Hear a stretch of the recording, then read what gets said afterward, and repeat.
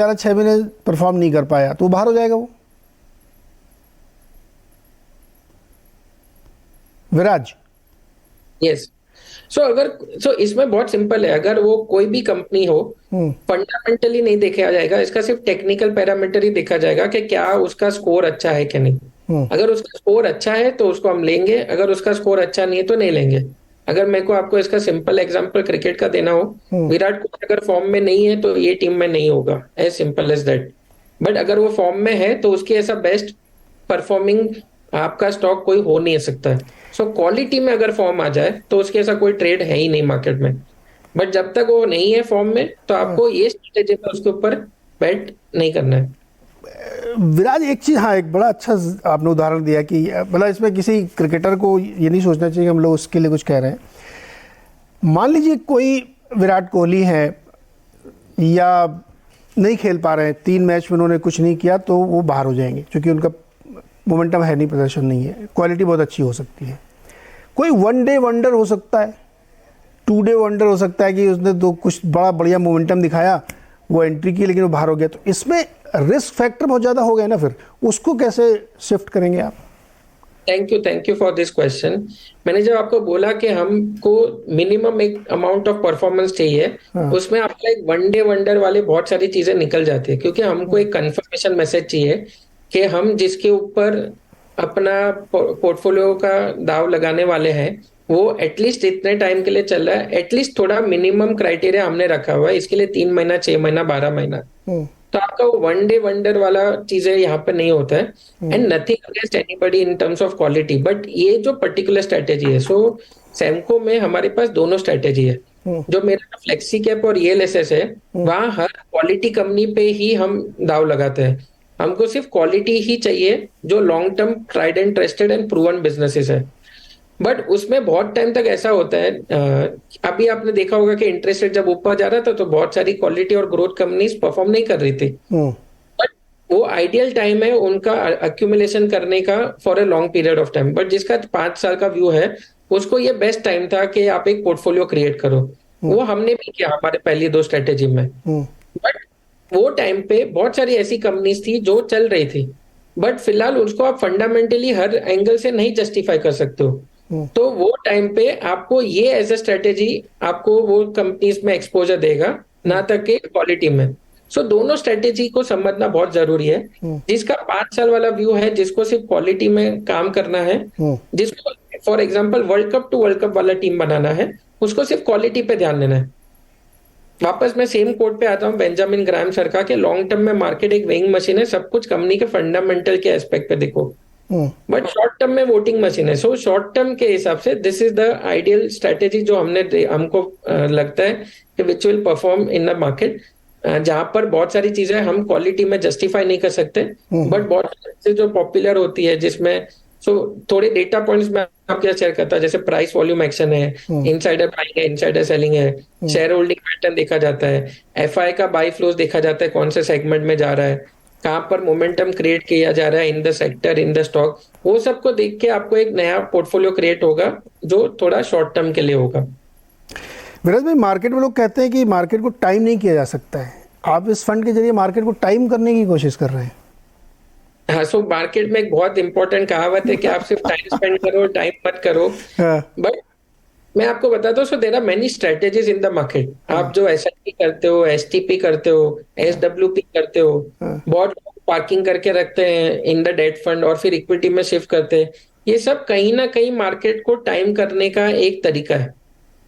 But मैं ऐसा नहीं बोल रहा कि हम मार्केट को इस स्ट्रेटेजी के थ्रू खाली टाइम करने की बात कर रहे हैं। हम्म। बट ऐसी बहुत सारी स्ट्रेटेजीज है मार्केट में जो आइडियली मार्केट को टाइम कर रही है। अगर आप देखो तो आपके, अगर मैं आपको थोड़ा डेटा दे दूं तो एसआईपी या एसटीपी अगर आप करो और 5 साल का व्यू रखो, हम्म।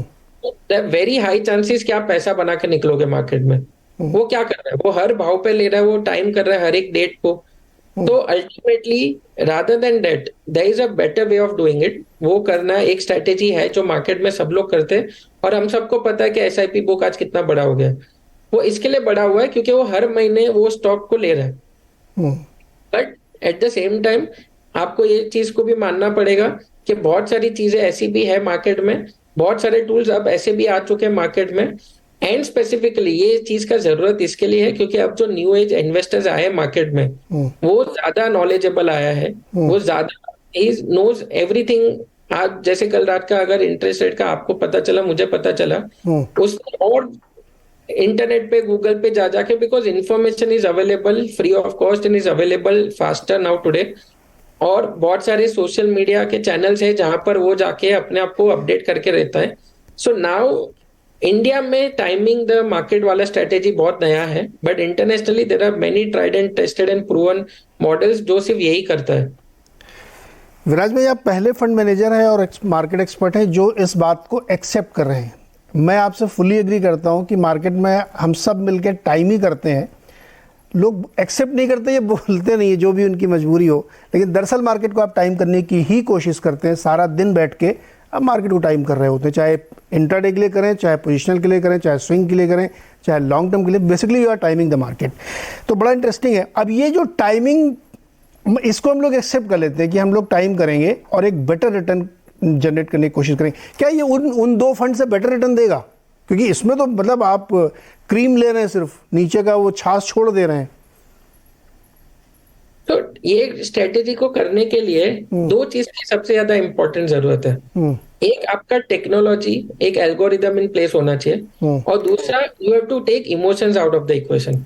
सी, इसमें क्या होता है इन दिस पर्टिकुलर स्ट्रेटेजी, सबसे बड़ा दुश्मन जो हो सकता है वो इमोशन हो सकता है ह्यूमन बीइंग का। यस।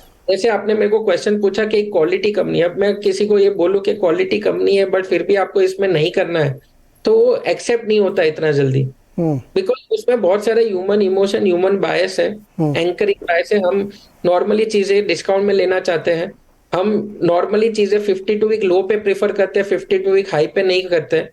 और बहुत सारी ऐसे जो चीजें हैं जो हमारे माइंडसेट में पहले से है इंडिया में, कि हमको सिखाया गया कि भाई सब कुछ सस्ता खरीदना है, महंगा नहीं खरीदना है। इसके लिए सेल भी इंडिया में बहुत लंबा चलता है। ये पर्टिकुलरली इन दिस स्ट्रेटेजी, ये इमोशन को साइड में रखने के लिए you need technology and algorithm in place, ताकि वो टेक्नोलॉजी आपको बताए क्या करना है क्या नहीं करना है, और आपका ह्यूमन बायस इसमें से बहुत हद तक निकल जाए।